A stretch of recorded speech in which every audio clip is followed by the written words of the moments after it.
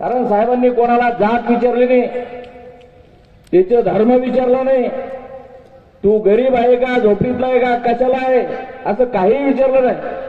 आला आणि निवडणुकीला उभा केला. कोणी आमदार झालं, खासदार झालं, मुख्यमंत्री झालं, कोणी लोकसभेचे सभापती झाले, कोणी करंगळी धरून महाराष्ट्राच्या राजकारणामध्ये सक्रिय झाले.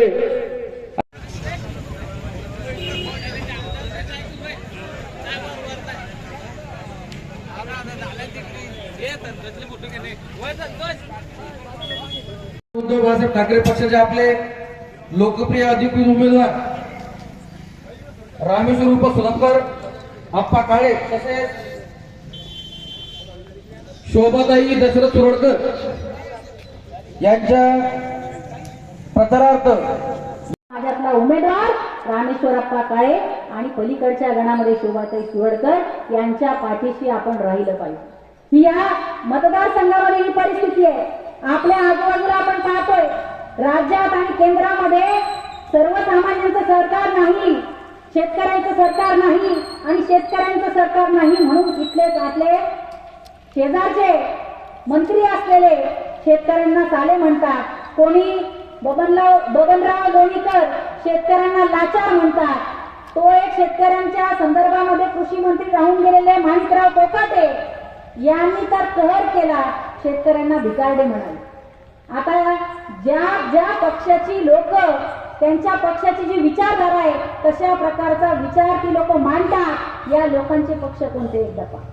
हे जे बोलणारे लोक आहेत, तुमचा आमचा अपमान करणारे लोक आहेत, शेतकरी बांधवाला त्या ठिकाणी क्षुल्लक लेखणारे हे लोक आहेत. हे कोणत्या पक्षाचे लोक एकदा यादी काढून पहा आणि त्या पक्षाच्या उमेदवाराच्या मागे जाऊ नका. अरे आपल्याला मूर्ख समजतात काही लोक. राज्यात आणि केंद्रात मांडीला तथा तमाम हिंदूंचे हिंदू हृदय सम्राट वंदनीय बाळासाहेब ठाकरे यांना सुद्धा मानाचा मुजरा. भारतीय राज्यघटनेचे शिल्पकार आदरणीय डॉक्टर बाबासाहेब आंबेडकर तथा महात्मा ज्योतिबा फुले यांना विनम्र अभिवादन. शेतकऱ्यांचे कैवारी, शेतकऱ्यांना कुठलाही त्रास न होता साध्या एका अंगठावर ज्यांनी शेतकऱ्यांची कर्जमुक्ती केली असे शिवसेना पक्षप्रमुख आदरणीय उद्धवसाहेब ठाकरे. तुझ्याकडे जमीन नसेल, जरी तुझ्याकडे पैसे नसेल, काही नसेल, पण एकच काम कर, प्रत्येक माणसासोबत प्रेमाला बोल, प्रेमाला वाग, पैसे कमव. पैसे कमवू नको, नंतर माणसं कमव. अरे पैसे कमवण्याचं काय, पैसे कमवण्यासोबत काय असतं काही. पैसे कमवण्याचा इतिहास सांगतो तुम्हाला. पैसे कमवणारे माहिती का ताई, आज लय मोठे लोक जवानी होऊन गेले. तुम सबके कृपा से दुआ से वो चुन के आने वाले थे, हाँ, मगर बहुत से लोग को खाना खिलाने को लग गए.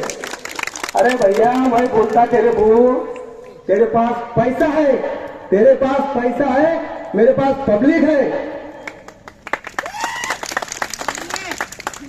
आणि खरंच जर यांच्या तेवढी हिंमत असेल, अरे मी भूमीन माणूस आहे, भूमीन उभं राहिलो, 1 रुपया माझ्याकडे नाही, तेवढं माझ्याकडे काही नसतं, तुझ्याकडे प्रचंड पैसा आहे, मग का तुम्ही ताकद लावता. जर तुम्ही जर 5 वर्ष 7-8 वर्ष काम केलं असेल, 1 रुपया गरीब दिन दुबळ्याचा खाल्ला नसेल, तर काय एवढी ताकद लावून पैसे खर्च करून तुम्ही मटारला पैसे वाटून आणि मटण खाऊ घालून पालटा खाऊ घालून हे करताय. मी गावकऱ्यांना विनंती करतो,